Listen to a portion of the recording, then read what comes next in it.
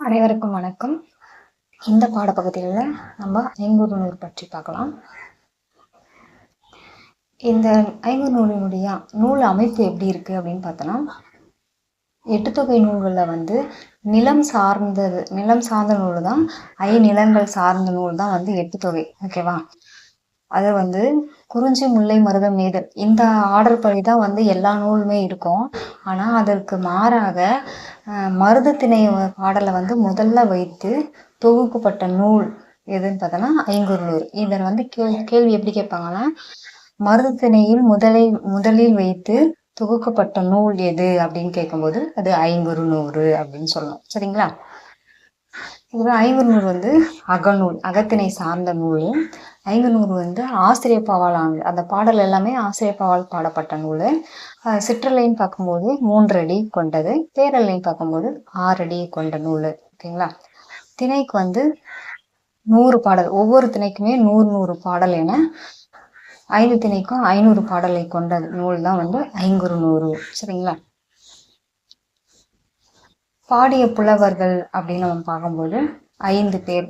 பாடிய புலவர்கள் 5 பேர் பாடியிருக்காங்க. மருதத்திணை பாடியவர் ஓரம் போகியார் 100 பாடல் பாடியிருக்காரு. நெய்தல் திணை அம்மோகனார் 100 பாடல் பாடியிருக்காரு. குறிஞ்சித்திணையை பாடியவர் கபிலர் 100 பாடல் பாடியிருக்காரு. பாலைத்திணை ஓதலந்தையார் 100 பாடல் பாடியிருக்காரு. முல்லைத்திணை பேயனார் 100 பாடல் பாடியிருக்காரு. சரிங்களா? ஐங்குறுநூறை தொகுத்தவர் யாரு அப்படின்னு பார்க்கும்போது குலத்துறை முற்றிய கூடலூர் கிழார். அவர் தான் ஐங்குறுநூறை தொகுத்தவர். அது ஐங்குறுநூறை தொகுப்பித்தவன் அப்படின்னு பார்க்கும்போது யானை கட்சை மாந்தரன் சேரல் இரும்பொறை.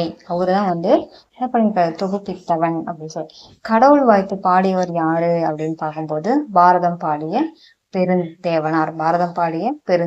தான் கடவுள் வாழ்த்து பாடலை பாடியிருக்காரு. சரிங்களா? ஐங்குறுநூற்றின் கடவுள் வாழ்த்து யாரை பற்றியது அப்படின்னு கேட்கும்போது சிவனை பற்றியதுதான் ஐங்குறுநூற்றின் கடவுள். சரிங்களா? அந்த கடவுளை பற்றி என்ன அந்த பாடல்ல இருக்கு அப்படின்னு பார்க்கும்போது சிவபெருமானை பற்றி விரிவான அவருடைய தன்மை என்ன, அவருடைய குணம் என்ன அப்படின்னு சொல்லிட்டு 1, 2, 3 என எண்ணிக்கைய அடிப்படையில வச்சு காட்டியிருக்காங்க அந்த பாடல்ல. சரிங்களா? சிவனை பற்றி. அது மட்டும் இல்லாம ஐங்குறுநூற்றினுடைய அந்த பாடல்ல என்னென்ன செய்திகள் இருக்கு, என்னென்ன செய்திகளை பத்தி நம்ம தெரிஞ்சுக்கிறோம் அப்படின்றத நம்ம பார்க்க போறோம். சரிங்களா? அதுல என்னன்னு பார்க்கலாம். அம்மூனார் இயற்றியது நெய்தல் திணையை தான் அம்மூனார் இயற்றினார். அவர் இயற்றியுள்ள தொண்டிப்பத்து அந்தாதி முறையில அமைந்துள்ளது. அவர் இயற்றிய தொண்டிப்பத்து அந்தாதி முறையில் அமைந்துள்ளது. அதாவது என்ன கேட்பாங்கன்னா, கொஸ்டின் என்ன கேட்பாங்கன்னா, அம்மூனார் இயற்றிய நெய்தல் திணையில் ஐங்குறுநூற்றில் அம்மூனார் இயற்றிய நெய்தல் திணையில் டேஸ் முறையில் அமைந்துள்ளது அப்படின்னு கேட்பாங்க. அப்போ தொண்டிப்பத்து அந்தாதி முறையில் அமைந்துள்ளது. தொண்டிப்பத்து எந்த முறையில் அமைந்துள்ளது? அந்தாதி முறையில் அமைந்துள்ளது. அம்மூனார் இயற்றிய ஐங்குறுநூற்றில் தொண்டிப்பத்து எந்த முறையில் அமைந்துள்ளது அப்படின்னு கொஸ்டின் கேட்டாங்கன்னா அந்தாதி முறையில் அமைந்துள்ளது. சரிங்களா? அதுக்கப்புறம் சங்க இலக்கியத்திலேயே அந்தாதி முறையில எழுதப்பட்ட நூல் எது அப்படின்னு கேட்கும்போது தொண்டிப்பத்து. அப்புறம் பதிற்று பத்தில் உள்ள 4வது பத்து தான். சரிங்களா? சங்க இலக்கியத்தில் உள்ள அந்தாதி முறையில் அமைந்துள்ள நூல்கள் எத்தனை அப்படின்னு கேட்டாங்கன்னா 2 நூல். அதுல தொண்டிப்பத்து, அதுக்கப்புறம் பதிற்று பத்து உள்ள 4வது பத்து தான் இந்த சங்க இலக்கியத்தில் அந்தாதி முறையில் இயற்றப்பட்ட நூல். சரிங்களா? சங்க இலக்கியத்திலையும் எந்த மேற்கோளை அதாவது உள்ளுரையும் இறைச்சியும் மிகுதியாக மேற்கோள் காட்டப்பட்ட நூல் எது அப்படின்னு கேட்டாங்கன்னா ஐங்குறுநூறு தான். சரிங்களா? அதாவது பாசறை என்பது அரசர்களும் அமைச்சர்களும் தங்கும், அதாவது போர் புரியும் போது தங்கும் இடம் எது? ஐங்குறுநூறில் போர் புரியும் போது அரசர்களும் அமைச்சர்களும் தங்கும் இடம்னா பாசறை. அதுவே படைத்தலைவர்களும் வீரர்களும் தங்கும் இடம் கேட்டாங்கன்னா பாடி.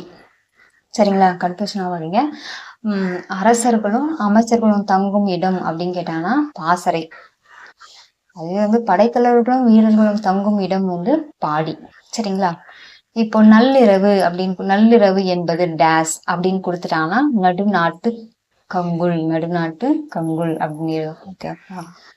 இப்ப நள்ளிரவு வந்து அவங்க எப்படின்னு சொல்லுவாங்க, நடுநாட்டு கங்குல் அப்படின்னு சொல்லுவாங்க. சரிங்களா? வண்டல் பாவை, வண்டல் பாவை டேஸ் அப்படின்னு கேட்டாங்கன்னா, வண்டல் பாவைனா மண்ணை வச்சு சிறுமியர் செய்யும் பொம்மையை தான் வந்து வண்டல் பாவை அப்படின்னு சொல்றாங்க. சரிங்களா? அதுக்கடுத்து குறவை. குறவைனா என்னன்னா, குறவை கூத்தாடுறாங்க அப்படின்னு சொல்லுவாங்கல்ல, அது வந்து பெண்கள் வந்து என்ன பண்ணுவாங்க, 7 பெண்கள் இல்லைன்னா 9 பெண்கள் வந்து கை கோர்த்து ஆடும் ஆட்டத்தான் வந்து குறவை கூத்து அப்படின்னு சொல்றோம். சரிங்களா? ஆண்களுக்கு வந்து அந்த பழக்கமும் இந்த மூட நம்பிக்கை இருந்திருக்கு. ஆண்களுக்கு வந்து வலது கண்ணு துடிச்சதுன்னா நல்லது அப்படின்னு சொல்றாங்க. பெண்களுக்கு வந்து இடது கண்ணு துடிச்சதுன்னா நல்லது அப்படின்னு சொல்லியிருக்காங்க. அதே மாதிரி இந்திர விழாவில், இந்திர விழா வந்து முதல்ல எந்த நூல்ல வந்து கூறியிருக்காங்க அப்படின்னு கேட்பாங்க. இந்திர விழா குறித்து கூறும் தொகை நூல் எது அப்படின்னு கேட்டாங்கன்னா ஐங்குறு நூல். சரிங்களா? இந்திர விழா குறித்து கூறும் தொகை நூல் எந்த நூல் அப்படின்னு கேட்டாங்கன்னா அது ஐங்குறு நூறு அப்படின்னு சொல்லணும். சரிங்களா? பதிப்பு வரலாறுன்னு பார்க்கலாம். பதிப்பு வரலாறுன்னு பார்க்கும்போது இந்நூலை முதல்ல வெளியிட்டவர், ஐங்குறு நூறை முதல்ல வெளியிட்டவர் யாரு அப்படின்னு பார்த்தா டாக்டர் உ.வே. சாமிநாதர் ஐயர் தான் வெளியிட்டிருக்காரு. எப்போ வெளியிட்டாருன்னா 1943 தான் அவர் வெளியிட்டிருக்காரு. டாக்டர் உ.வே. சாமிநாதர் ஐயர் எந்த ஆண்டு? 1903. சரிங்களா? அதுக்கப்புறம் யார் வெளியிட்டிருக்காங்கன்னா ஔவை சு.